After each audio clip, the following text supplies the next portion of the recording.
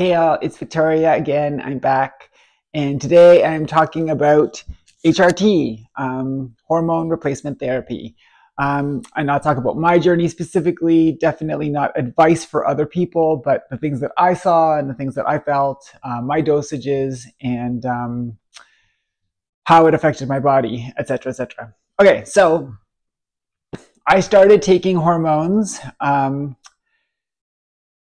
April of 2019, and then I had a panic and I went off of them. Went on a family trip to not Palm Springs, it was Myrtle Beach, and with my kids and my at the time my wife, and I remember throwing them into a toilet just before we went away. And of course, the whole time I'm in Myrtle Beach, I'm like, oh my God, why did I do that? Why did I do that? So I get back and I go right back to my doctor and I tell him the story. And he's like, oh, that happens all the time because of the fear of transitioning and everything. So, and the doubt, which I talked about in my previous post. So I get back there, I get back on the hormones, and the date that I started hormones again is July 11th of 2019. So since that day, I've been on hormones. So I was pretty jacked when I was pre-trans and pre-transition, I guess. So I didn't think I had very high testosterone levels, but they were probably slightly higher than normal. Anyways, and so at first I had to take a testosterone blocker. So I got, I think it was spironolactone. I'm not even sure anymore. I think it's called Spiro. Anyways, and so that started at a very small dosage and it started working its way up until my testosterone levels, which were, let's say, up here, and my estrogen levels were down here, because of course, every human has a combination of both. So let's say my testosterone is here and my estrogen is here. And so my doctor, what he did was he started giving me stuff to block the testosterone, which makes the body produce less of it. So now as my testosterone level is going down, then after he starts seeing those effects, then he started giving me estrogen as well as the testosterone blocker, until what happened was it started doing this.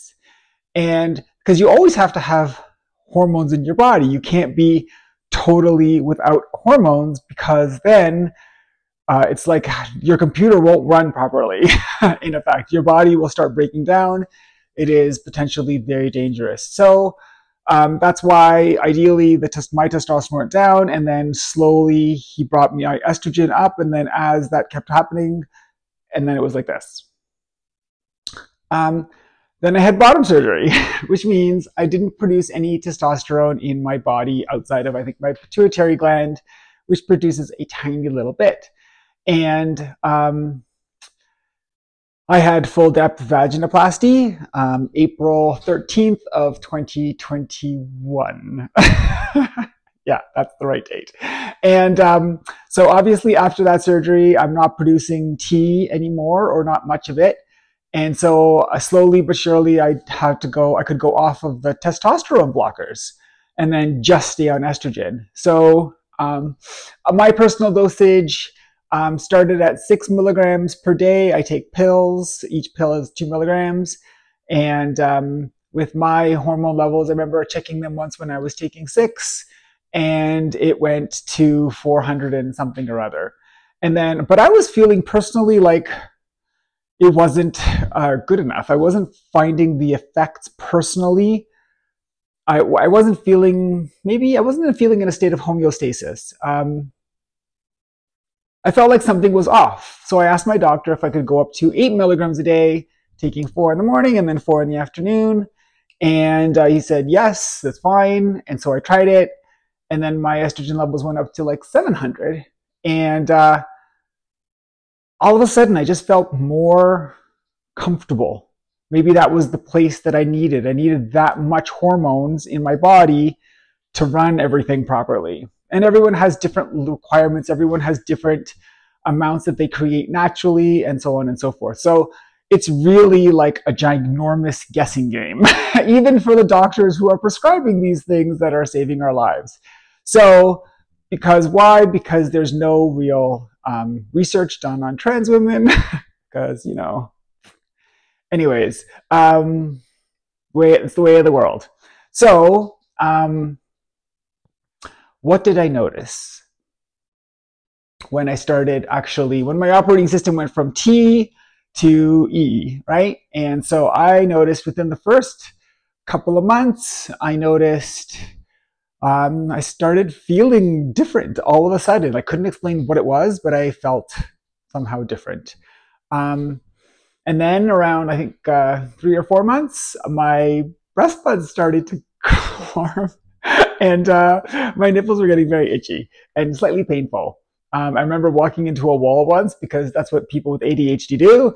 They walk into walls for some very strange reason. And yeah, so I remember I pushed back a wall and it touched my nipple at that point. And I remember feeling like I had been electrocuted, because that's what it felt like. And like wincing in, like, you know, an 8 out of 10 pain. Now they're fine. That doesn't happen anymore. So after you get the breast buds, I definitely noticed my skin started feeling different. It was very soft, started smelling different, and specifically my genital area started smelling very different.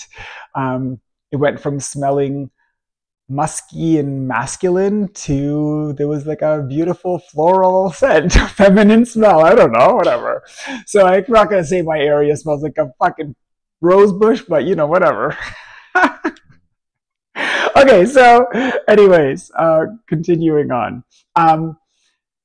The subtleties, I had surgery, so I had a bunch of surgeries on my face and my body and stuff like that to give me help me with the shape and stuff that I needed. And the changes from hormones after a year or 2 years, it's so interesting because they become so subtle. Like, you don't really see why that face looks more feminine, but there it is anyways. You look at a picture of me from a year, 2 years, 3 years, 4 years, now 5 years. Yeah, I'm 5 years older. But nonetheless, the face just looks different. I've had 5 years of hormones, and that's this awesome skin softening. I don't know, it feels like it just ever so slightly shifts things for you. So that's been amazing. Something else that's happened, and I mean, I'm thinking this one is really, really obvious, but my emotional capacity to cry and to feel things and to have empathy and to just exist in a very different emotional space is so different now. Obviously, partially because that's me accepting myself, that's me not trying to put on a mask, all of this stuff. But the reality is that it's that plus it's now the hormones allowing me to feel these things that I had locked myself away from. And I cry at commercials. I cry at Love is Blind. I cry at silly things. But I fucking love it. I did a video a couple of days ago on YouTube and Instagram, and at the end of it, I burst into tears. And Madison's like, what's going on? I'm like, I just had a very emotional moment. It felt very vulnerable.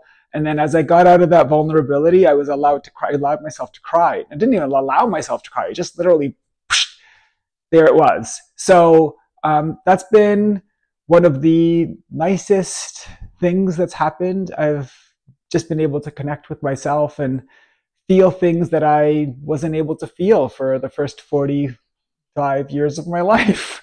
So that's been really a wonderful change. And that is very much so related to the hormones that I take and that I feel like I'm myself, and that the hormones actually work with my body in the way that makes me feel comfortable in my own skin. So with that all said, that's hopefully a little bit of information about HRT from at least my perspective. If you are considering going on HRT, please have your blood work done, and please see a doctor if that's at all possible, just so you can stay safe and stuff like that. So I know it's one of those things that a lot of people have to self-medicate with, but can't advocate enough that you don't just copy what somebody else is doing, because that's not a good idea.